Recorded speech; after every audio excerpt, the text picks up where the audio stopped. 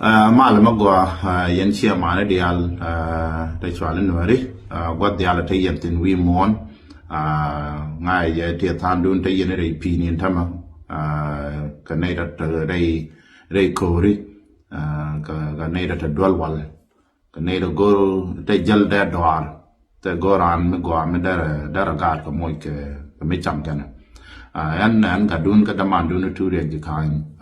cha jain kan ma ben ka masin ni chinay ta tungwan de le along we da gwa me kerik dia la twok doran an magora de mat kon wala ka tatwok kon ala log di lo korodan gore je bane kapchon ka kon bom ma bu kon gor o kor cha ja tar ka dob ke na me la na la long o win mon ti dia lat ka ke miet ka cha let ko e ba bum ne na long bangal kai be jen nak ke mong chia jan la loi da pel ping bu du bi char bi man ke ro ko ju ko lo moy contraction an ma go ra de lat kon wala qui would me chwa le yu wori museveni kana gada mo ozi an chiang an ne no cha jal ke la long ke nei da ta Uganda especially Madden Barbie wine would me chwala Barbie chak rongait ko gwame ber tok nei ne ke 2022 chak let ke li nei tung wan let ke me cha ba ngaje wo Museveni e jala ria ka South Sudan ka shi South Sudan ke lo e jala ria ka Africa ke lo me chine nyur gona Barbie jo Barbie ganma ban jal ke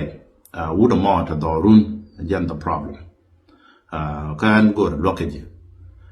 me chi re ke dan go to ka nasar boko kon wan ka ke ma god man cha ko nyol lo ke ja Barbie ha jo Barbie would me me wan e judge bu kon free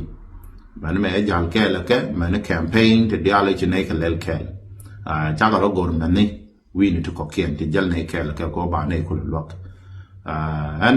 me go ra ka ye yan chia mari o en Madden me ne Barbie cha ram gwa mi shi te dial to cha galim chi report chin cha wuchum na ka United Nations Security Council ling leader ram la ko ko do cha do ngala linga chine ko ga gwa bero yan chia mo go te la me de no ko South Sudan te ram de South Sudan ko me antama would a man let yan kele yana mo ke yo nagane boga nega kam ko le chine ko widien ne ko widien man me chikan ko belin tama anta cha ko len o chikan ne ga nyot dial ma ta ya na wang ka je mo no to chikan len cham man to ko kien ja go gor Mozambique one go South Africa chianen me ta ya ngo yen ka angola gor men ni na me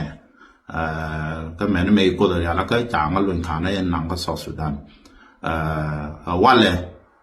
Barbie chine kwara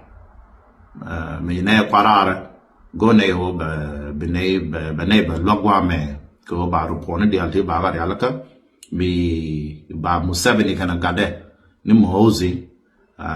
ba ka Barbie jara ma go ne da Uganda da right kon men ke men ko to ko ken to wi mon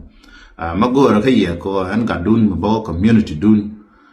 wo go lo ka ye ka chango wal baro ka pai ngwan be bana be Barbie be ben ka New York City be ne ba honor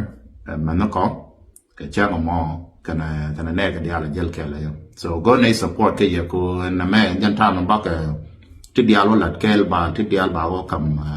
man ko man yan wo ta ne te na chwala America so yan go ra de chat ke ye o mi ti ga support go ra ka Facebook ke TikTok ke Instagram ka chana Barbie wine chana support ngai ye ti tan dun te wo je mo chana la ro wi cha ra ke mu be ni biedu ke mi jira me noir ngai ne